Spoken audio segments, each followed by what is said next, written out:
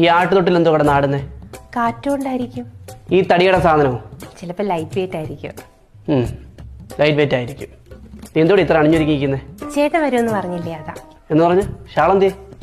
Shawl ഇവിടെ ഉണ്ട്. എന്താ ഇടാഞ്ഞ? ഞാനിവിടെ ഒറ്റയ്ക്കല്ലേ, പിന്നെ എന്തിനാ ഇടുന്നേ?